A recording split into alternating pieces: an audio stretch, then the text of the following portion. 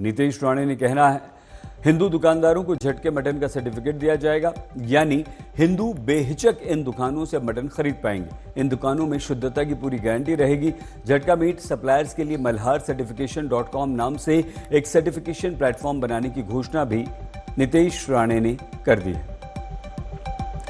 बहुत एक अलग तरीके की योजना अपने सामने लाई है। मल्हार.com क्या है?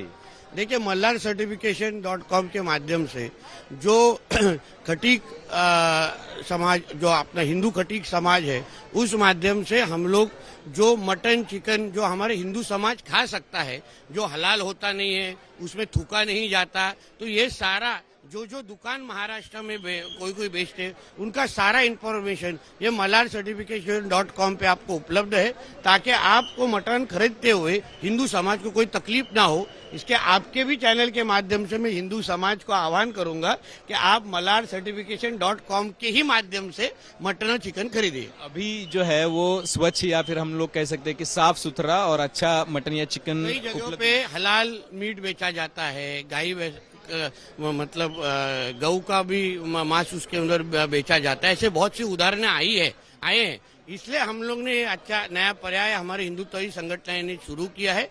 इकोनॉमी को भी मदद करेगा और हिंदू समाज को अच्छा फ्रेश मटन और चिकन उपलब्ध होगा। इससे एक जोड़कर देखा जा रहा है कि मुस्लिम जो लोग हैं वो ज्यादातर ये व्यवसाय करते हैं, उनके विरोध में या फिर उनको एक पर्याय हम कह सकते हैं कि ऑप्शन क्रिएट करने का। मार्केट में कंपटीशन होना अच्छी बात है।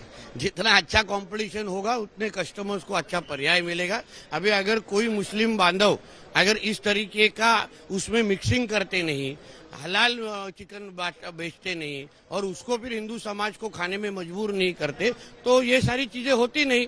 तो इसलिए जितने ज्यादा ऑप्शन है उतने समाज में अच्छी बात होती है।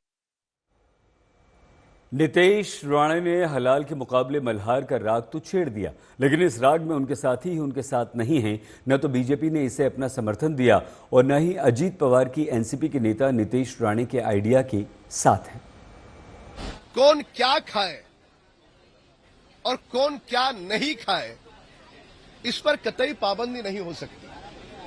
हर व्यक्ति विशेष को उसके मन के अनुसार खाने का पूर्ण अधिकार है और उसी के तहत जो हलाल का मटन नहीं खाना चाहते उनके लिए ऐसी दुकानें जहां पर हलाल का मटन उपलब्ध नहीं है, ऐसी दुकानें यदि खुलती है तो उस पर विपक्ष की उस पर कटाक्ष होने का क्या कारण?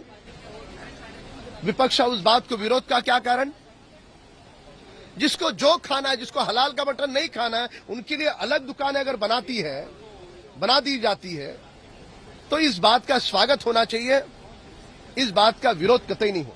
देखो, महाराष्ट्र में हलाल एक प्लेटफॉर्म के नीचे माइनॉरिटीज लोगों में अगर अपने को कुछ भी चाहिए, कुछ भी चीज चाहिए, दवाई भी चाहिए, कुछ भी मसाला चाहिए, तो वो प्लेटफॉर्म के नीचे ले लो। ये माइनॉरिटीज लोग मिलके ये प्लेटफॉर्म बनाया है। इसको आंसर देते समय नीतीश राणे ने क्या गलत किया है? अगर वो लोग ऐसे कर सकते हैं तो अपन क्यों नहीं कर सकते?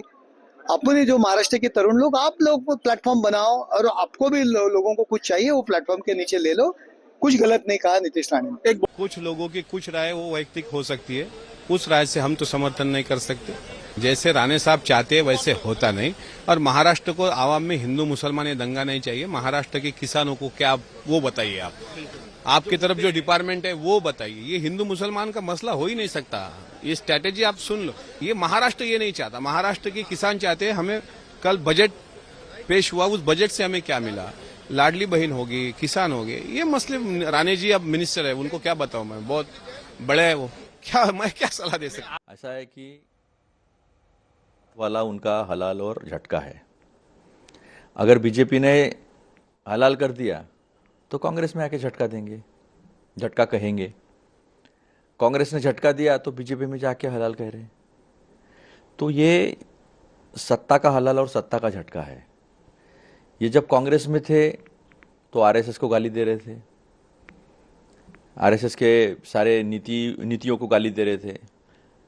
फिर मंत्री पद मिलने के लिए, सांसदी मिलने के लिए बीजेपी में चले गए, तो फिर अभी कांग्रेस को गाली दे रहे हैं।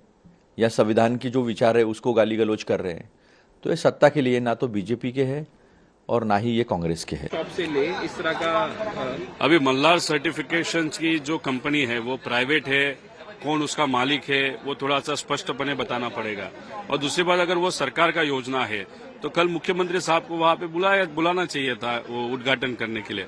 इसलिए वो कंपनी किसका है वो देखने की जरूरत है।